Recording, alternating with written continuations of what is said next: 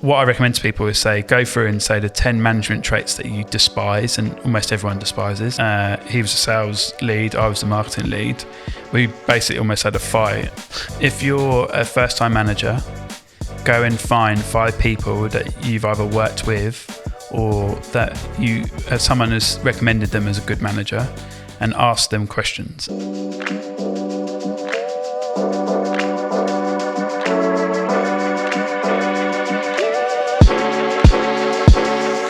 Yeah, thanks a lot for coming down, by the way.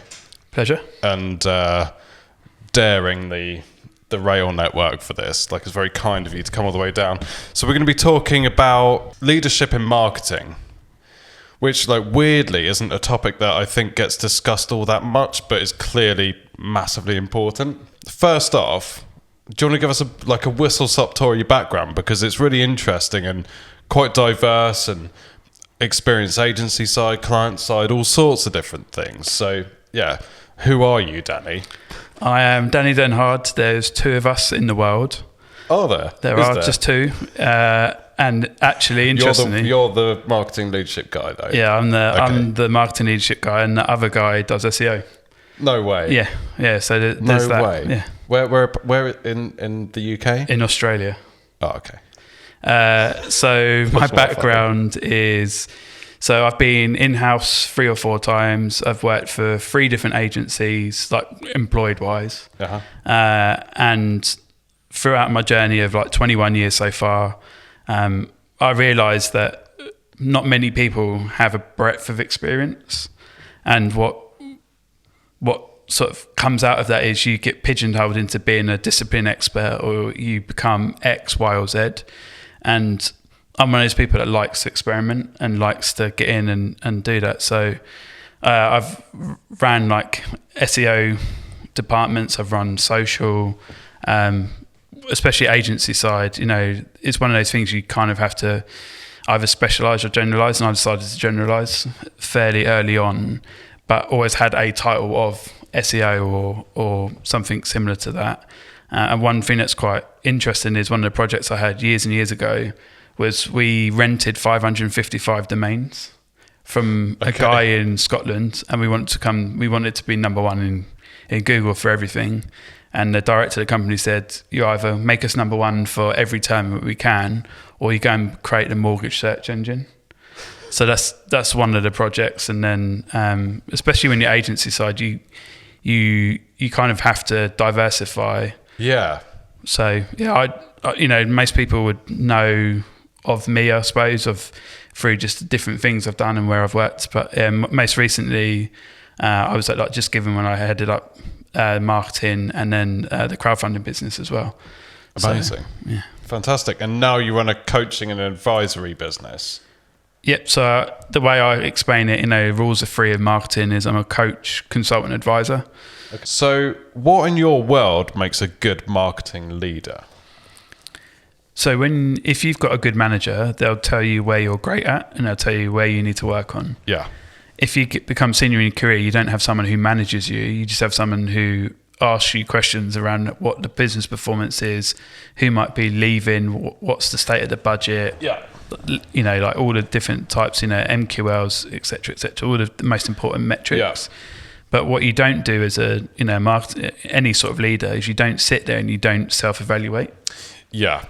And if you're not doing it, everyone else around you will be doing it, but the best people around you will tell you where you might be lacking. Yeah. And a quick story, someone I get on really well with now, but when we first, he was a sales lead, I was the marketing lead, we basically almost had a fight over what I was proposing for the marketing plan completely clashed what he was proposing for the sales plan. Right.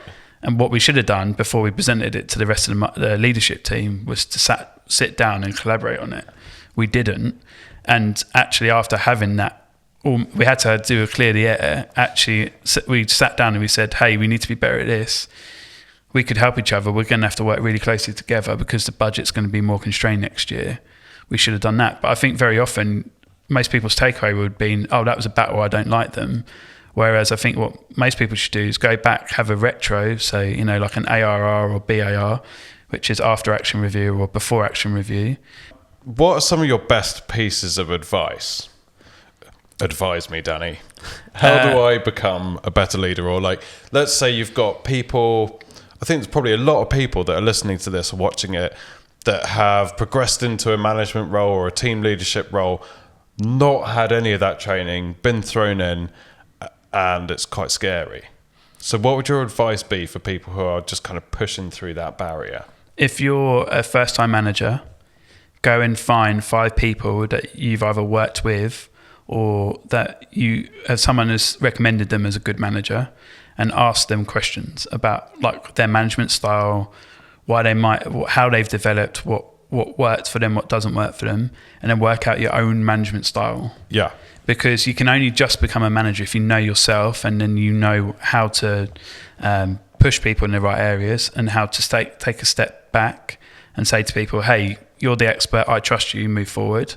Or, hey, I'm not quite sure we're moving in the right direction, what should we do?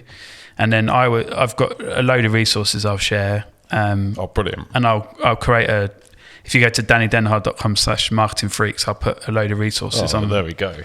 For you, for the listeners or watchers.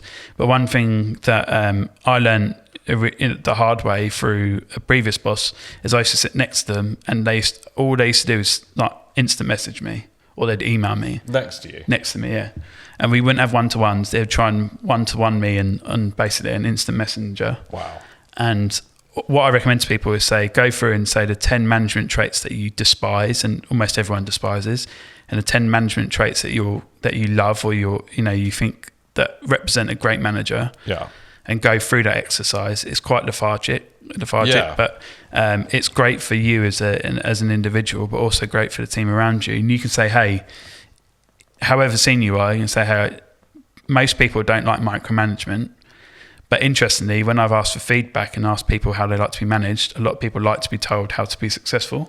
Right. And for them, that can be seen as micromanagement.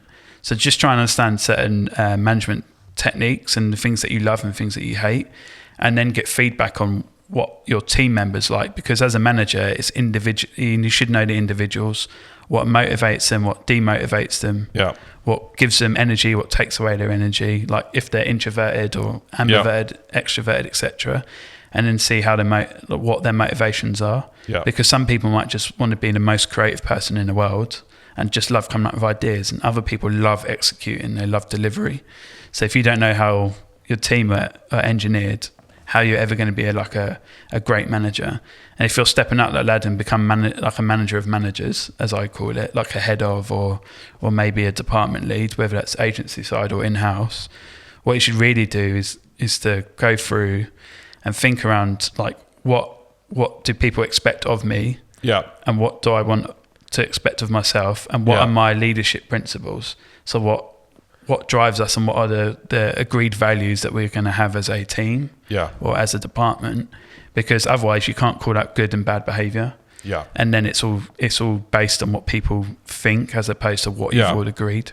So much of that is like a personal, like a look within what you're doing, and like what your principles are, or like what your management style is, or how you want your team to behave, like all that type of stuff but it's quite personal. There's actually no rule book. Like there's stuff that's really good, there's stuff that's really not good, but in terms of like how you become a good manager, or how someone else becomes a good manager, it is quite a personal thing. It's a choice. Everything in management is a choice, and very often it's you're given 1 or 2 or 3 options. And very often you have to choose the one that's not best for you as an individual, as a manager. It's choosing what's best for the team and for the company. And very often it goes against what you think is right or wrong. And very often it could be other people have made the wrong decision, and you have to be able to energize people enough to know that it's changing in that direction. And get the buy-in from those around you. Some people want to achieve radical honesty, but very often that goes against what the company wants, or goes against what you need to do to make your department successful. And one of the hardest parts of being a manager or manager of managers or a department lead is swallowing your pride and being able to communicate something that you really don't like, but has to drive it forward. Or when you've been in away weeks or away days, and the overall company-wide strategy is developed, is actually you're not, the whole disagree and commit is like, if you don't agree on it, but you have to commit behind it as a leadership team. Yeah. And very often you're never taught that, but you hear it so often, it sort of conditions you. So very often you need to sort of truly understand that very often you're going to be completely against some of the decisions, and it might be moving the company in an area that you're not comfortable with, but it is like being able to motivate or push people into those areas, or work out whether they're on the team or off the team. And org design is one of these things that people don't consider often enough. Yeah. And they don't know. Most businesses seem hierarchical, actually aren't. So one thing I tell everyone is to go and study org design and how to actually build the right organisation around you, and you're part of your organisation, because otherwise most people build a team of specialists, not a blend of generalists and specialists. And unfortunately, most specialists don't become the most senior person within departments, because that's not what drives the business or what makes the business that successful. It's really interesting. Yeah, it's really fascinating kind of talking about it and like looking at it in this way. So no, thank you. And I think just like brilliant chat, and thanks again for coming all the way down and sharing some of your knowledge. And I'm sure people watching this or listening to this would have found that really useful. So thanks, Danny. Thank you so much for listening. If you enjoyed that episode, please do come and subscribe. Join us for future episodes where we talk about the ins and outs of running paid media and driving improved conversions and revenue for your business. See you next time.